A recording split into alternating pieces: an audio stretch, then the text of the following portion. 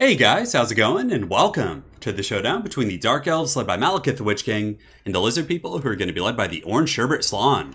So we're here on day one of the new patch, and we do have the Charybdis, which is the new anti-large armor-piercing monster for the Dark Elves here.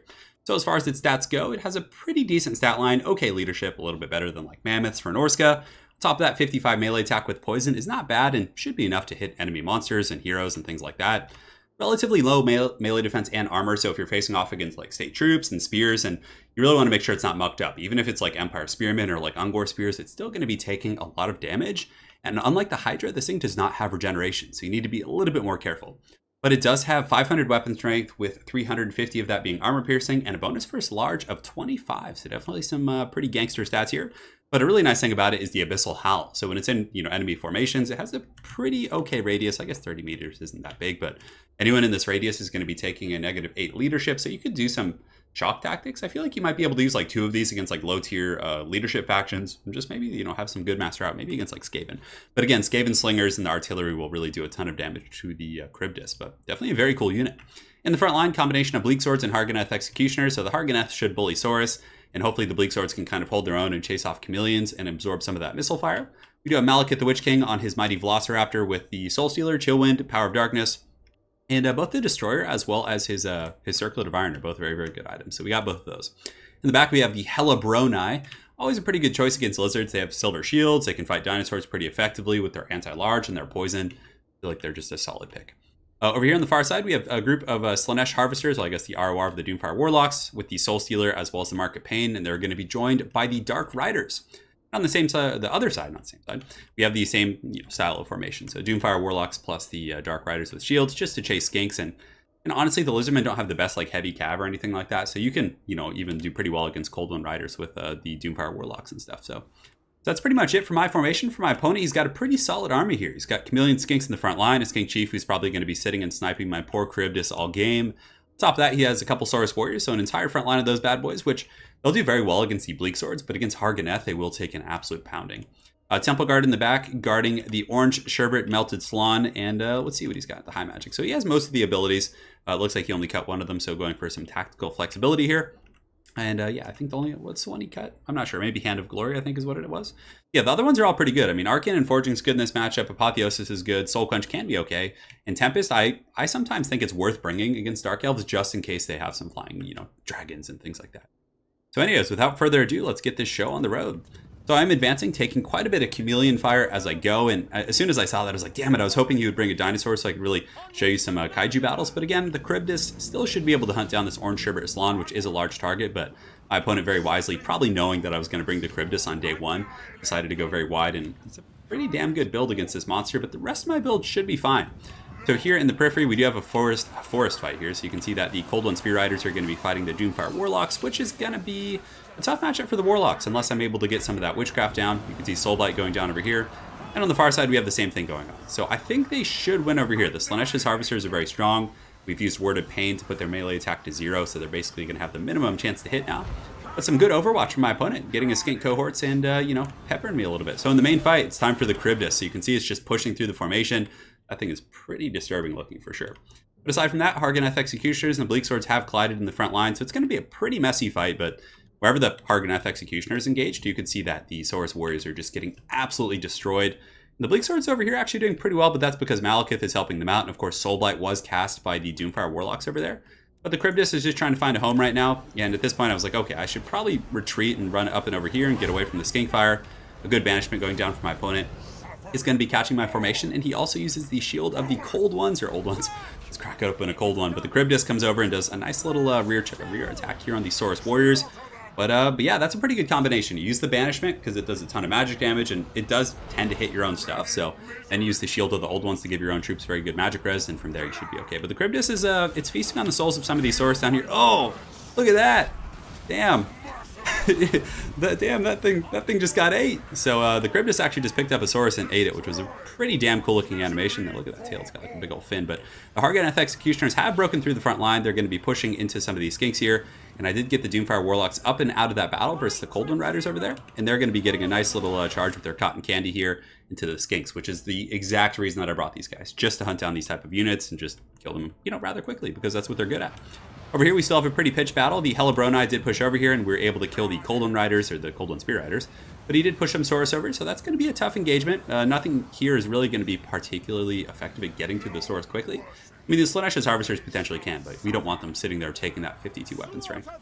So in the middle, we're able to buckle things. You can see that the Charybdis here is going to be pushing through and feasting on some of these Cold One Riders, which are a very good target because, of course, they are on a large mount here, and man, it's definitely kind of fulfilling its purpose here. It did take quite a bit of damage early though. That was rough, and you know, I'm kind of using it like a Hydra, which is something you have to be careful because it's not going to regenerate like a Hydra. Malekith getting the Gaze of Malice in the back on top of those Chameleon Skinks with his passive ability, and things are looking pretty good. Balance of power though still pretty even. So even though we did kind of break down my opponent's center pocket here, he still has a ton of skirmisher troops. He has Skinks everywhere, his Skink Chief, and you know, it's a very slippery Lizardmen army. We do win this battle over here in the forest. The Skink cohorts as well as the Cold One Spear Riders are pretty much pushed off. So now it's just hunting season. We have to chase down these Skinks, but man, they're getting a ton of kills against the light armor of these Doomfire Warlocks, but just doing my best to try and put these guys down. But my opponent's been very slippery, just running and kiting and just kind of picking off my Doomfire Warlocks. Over here we have another group, Dark Riders with shields, which are a pretty damn good counter against Skinks. Not by themselves, but with the Doomfire Warlocks they do pretty well. So I popped a Soul Stealer here with the Doomfire Warlocks to try and heal them up, but at that point it probably wasn't going to do a whole lot. But Malekith and the Charybdis are on the hunt now, so you can see this thing is just going to be hunting for some of this orange sherbet ice cream and doing a pretty good job. It does seem a little bit slow though, so let's go ahead and look at its speed. So it is poisoned, down to 35 speed right now. Malekith, of course, with 52 can catch this guy, and this was a really good catch. We're able to get the SLAAN. You can see he's getting a little bit low on HP at about 2,000, and he actually is terrified by the Charybdis. I definitely cannot blame him, Charybdis. I really hope I'm saying that right. I hate when I'm saying this wrong, but I do it so often. Soul Stealer is going to be going down on the SLAAN Mage Priest here to just, you know, heal up a little bit. Probably wasn't the best target, and I should have saved it, but I noticed that the Skink Chief was getting some really good poke on me, so I just wanted to kind of top off here.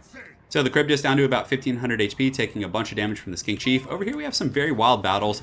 The Slaanesh's Harvesters are re-engaging with the Cold One Spear Riders, and of course with their poison and their regiment of renowned stats, they should be able to put up a pretty good fight. Looks like there's some Harganeth coming from the distance, as well as some Bleak Swords. My opponent still has a ton of Chameleon Skinks kind of just roaming around the map. So there's a group of 36 here, there's a group of 61 here, a little bit low on ammunition, and it looks like, oh, he actually did overchase here a little bit with these 63 Saurus Warriors, so when they come back, that's going to be a little bit spooky for sure. So a very wild battle. You can see that the SLAAN is actually broken off, so he's shattered and going to be running off the battlefield, and Malekith getting another Gaze of Malice here on these Chameleon Skinks and just trying to clean up all the annoying harass units, so then I can have relative impunity on the battlefield, you know, cycle charges I please, and, you know, just do it to it. Unfortunately, the mighty Charybdis is going to be taking a ton of damage from the Skink Chief, who's just going to be sitting here sniping him. And Hydra would probably just regenerate through that amount of damage that's coming in, you know, the DPS from the Skink Chief, but this guy, unfortunately, like I said, does not have regeneration, so he's probably just going to be poked and chased off by that Skink Chief. So it's getting these Dark Riders here to try and chase down some of these bad boys. Malekith is going to be assisting and just basically chasing them around with the Harganeth Executioners, but the problem is a lot of the dinosaurs are coming back. You know, they've dodged extinction. And the chameleons are just basically kiting my guys up the hill and just hiding in the forest and just very atrocious, but there is no way my heavy infantry are going to be able to catch those guys. And honestly, they're probably going to break and just get feasted on by the Skinks, which is a pretty unfortunate way to go. The Word of Pain coming down from my Slaanesh's Harvesters, or one of my Doomfire Warlocks, can't remember which one, which is going to lower the melee attack of these Skinks and really allow these Harganeth Executioners to fight, you know, an absolute victory, not as if they wouldn't already, but Malekith is just on the hunt. The Skink Chief over here is doing his thing. Looks like there are some routing dinosaurs, some Saurus Warriors, as well as some Chameleon Skinks, so a very close battle. So a little bit of repositioning here, but I'll go ahead and fast forward. So we're just kind of hunting through the forest, going after some of these Chameleons.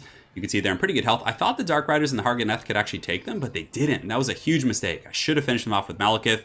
And I do have a group of 28 Harganeth Executioners right here who are going to be fighting kind of a last stand in the forest as the Witch King does charge in as well. But now the Skink Chief is in here with the rock, and I don't know, I started to feel really thin when I saw that group of Saurus Warriors come in. I was like, damn, he still has 52 of those guys.